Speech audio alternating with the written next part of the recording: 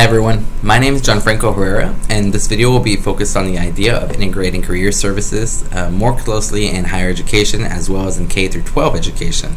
Now, two major organizations are already working in that field, the National Career Development Association, or NCDA, and the Global Pathways Institute. So for the first one, the NCDA, it's a membership-based nonprofit organization that provides professional development opportunities for professionals in the career services field, like myself.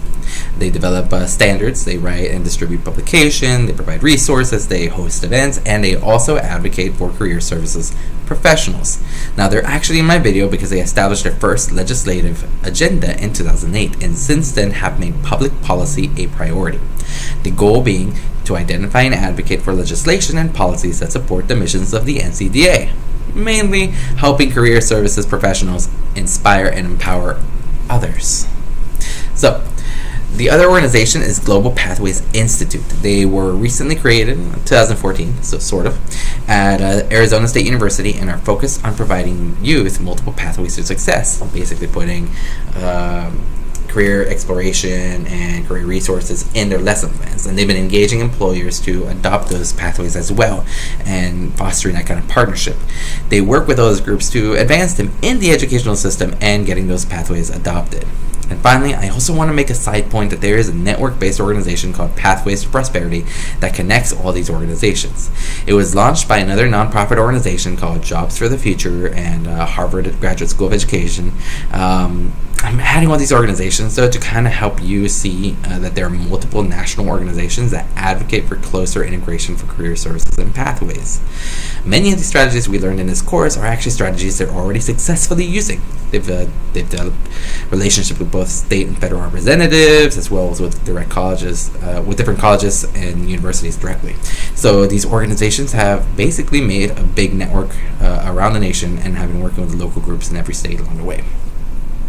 With successes in all the states. Some of these groups have been providing research, others direct service. Now, these advocacy groups have released informative publications, such as one that was called Career Readiness for All, that basically proposed a whole bunch of multiple legislative solutions, such as work-based learning, career development for school counselors, additional counselors, and a prioritization for career planning in the classroom. And then they use these tools to talk to their representatives as well.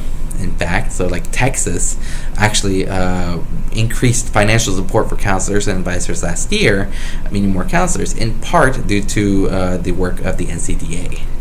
So if I were to provide assistance in this effort, I would say changing the culture and society kind of should be a priority. They're limited by finances, but with what's available at the local direct services level, I think there's a greater chance that the university mindset can be changed. For example, less than 20% of students actually use career services on campus, college students here.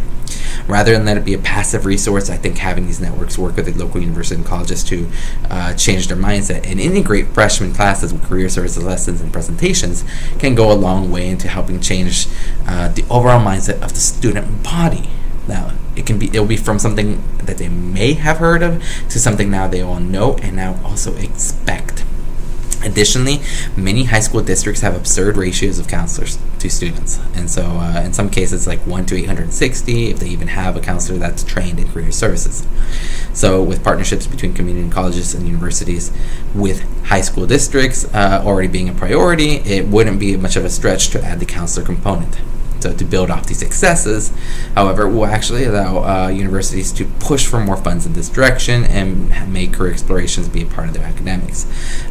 With everybody on board, it can make things a lot easier to get other districts and universities wanting to be a part of this endeavor. Lastly, partnerships with professional organizations like IEEE are already on their plate, but I think they should be continuing that kind of partnership with every local job group that they can think of that kind of ties in with the universities and colleges. It's an amazing opportunity to also include advocacy groups for special populations. And I don't mean just minority professional groups, but also foster care youth who don't graduate from college, special needs group that have difficulty obtaining jobs, military veterans who have a hard time translating their skill sets, ex-felons. There are lots of nonprofit organizations that advocate for these groups, and I think that means just a lot more supporters can get behind that idea. That's it for my video. I hope you enjoyed it. Have a great day.